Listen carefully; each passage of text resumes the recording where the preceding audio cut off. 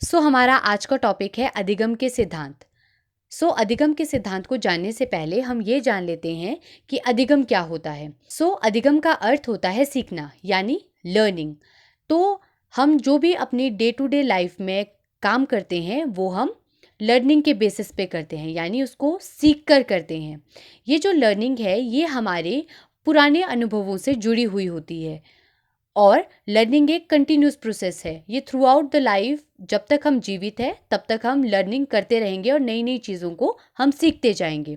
जैसे कि इसको मैं एक एग्जांपल के थ्रू आपको समझाना चाहूँगी कि जब भी कोई छोटा सा बच्चा एक जलती हुई दियासलाई को हाथ लगाता है तो उसका हाथ जल जाता है, तो उसे एक बुरा अनुभव मिलता है कि जब भी वो आग को छुएगा तो वो जल जाएगा। तो जब भी वो दूसरी बार किसी जलती हुई वस्तु को अगर वो पकड़ेगा तो उसे वो पूर्वानुभव पहले ही हो जाएगा और वो उस जलती हुई चीज़ को पकड़ने का साहस नहीं करेगा। तो ये होता है अधिगम, यानी अपने पुराने अनुभवों से कुछ सीखना और उसको इम्प्लीमेंट करना। जब यह अधिगम शिक्षा से जुड़ जाता है तो इसे शिक्षण अधिगम कहते हैं और ये जो लर्निंग की प्रोसेस है ये कंटिन्यूसली चलती जाती है। तो अब हम अधिगम के सिद्धांत को डिस्कस कर लेते हैं। अधिगम के सिद्धांत का जो आज हम फर्स्ट सिद्धांत डिस्कस करने वाले हैं वो है क्रिया प्रसूत का सिद्धांत। क्रिया प्रसूत के सिद्धांत के प्रतिपादक बीएफ स्किनर थे, जो कि यूएसए के रहने वाले थे। उन्होंने बेसिकली अपना प्रयोग दो भागों में बांटा था। पहला प्रयोग उन्होंने चूहे पर किया था, जो कि 1938 पे किया था, और दूसरा प्रयोग उन्होंने कबूतर पे किया था और वो प्रयोग उन्होंने 1943 पे किया था।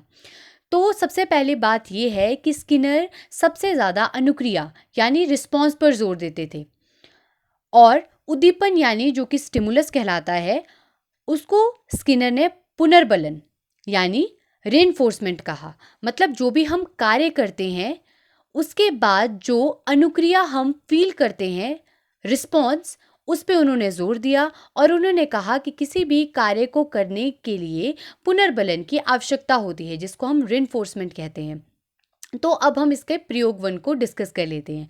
उन्होंने क्या किया, एक पिंजरा लिया, उसमें उन्होंने एक भूखे चूहे को डाल दिया और भूखे चूहे को डालने के बाद उन्होंने उस चूहे को उसी पिंजरे में कैद करके रखा। तो इस पिंजरे के एक कॉर्नर पे उन्होंने भोजन रखा था और उसी के नीचे की तरफ को एक लीवर लगा था।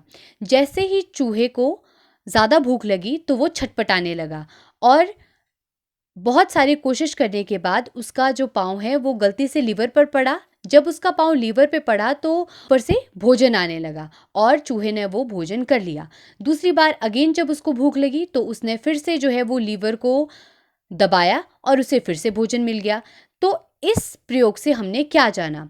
इस प्रयोग से हमने जाना कि जैसे ही चूहे ने लीवर को दबाया उसे खाना प्राप्त हुआ। इसका अर्थ है यहाँ पर चूहे के द्वारा अनुक्रिया करने के बाद उसे खाना प्राप्त हुआ है, जिससे अगली बार अनुक्रिया करने के लिए उसे पुनर्बलन प्राप्त होगा और वो फिर से कोशिश करना शुरू करेगा। मतलब किसी भी काम को करने के लिए, किसी भी अनुक्रिया के लिए हमें पुनर्बलन की आवश्यकता होती है, तभी वो कार्य जो है वो हम दूसरी बार भी करना पसंद करेंगे। अब हम इसके दूसरे प्रयोग की तरफ जाते हैं। बीएफ स्किनर ने क्रिया प्रसूत के प्रयोग को दूसरी बार कबूतर पे दिया। यह प्रयोग उन्होंने 1943 में किया था।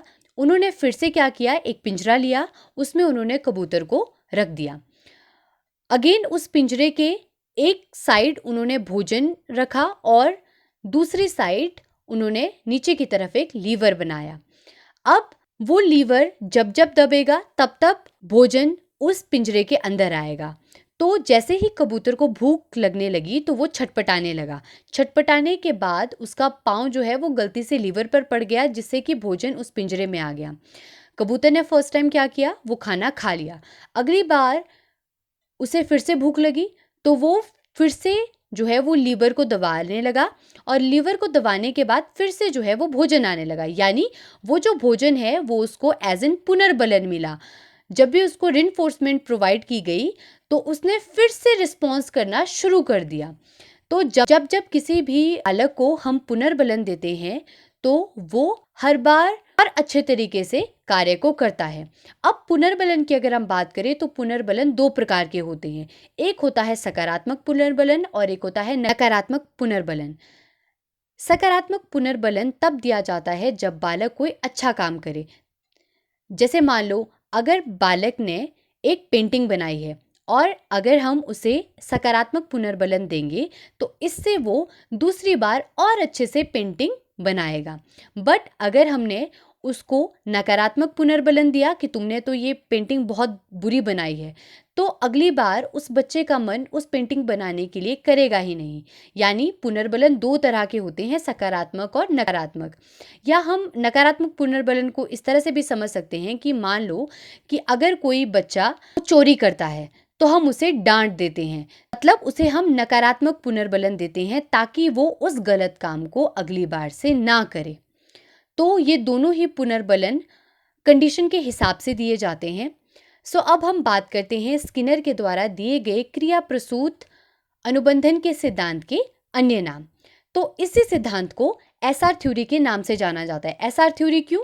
रिस्पॉन्स स्टिमुलस थ्योरी, मतलब अनुक्रिया के बाद जो पुनर्बलन मिलता है उसी का सिद्धांत इसे कहा जाता है। तो इसको कई बार एग्जाम में पूछ लिया जाता है कि इनमें से कौन सा क्रिया प्रसूत का एक अन्य नाम है। तो अगर वहाँ पे अगर आपको ऑप्शन में एसआर थ्योरी दिखाई दे तो आप रिस्पॉन्स और स्टिमुलस से एकदम समझ जाओगे कि ये क्रिया प्रसूत का सिद्धांत है जो कि बीएफ स्किनर ने दिया था।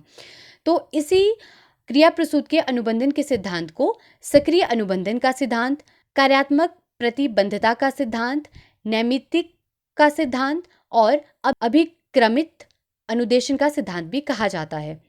तो अब हम पढ़ लेते हैं कि बीएफ स्किनर ने ये जो क्रिया प्रसूत अनुबंधन का सिद्धांत दिया था जो बेसिकली रिस्पॉन्स और रेनफोर्समेंट पे डिपेंड करता था, तो इसके क्या बेनिफिट है। अगर हम अपने डे टू डे लाइफ में देखें तो इस एक्सपेरिमेंट के बहुत सारे बेनिफिट हैं जिनमें से कुछ इस तरह से हैं। फर्स्ट है, नकारात्मक व्यवहार को नकारात्मक पुनर्बलन से रोका जा सकता है।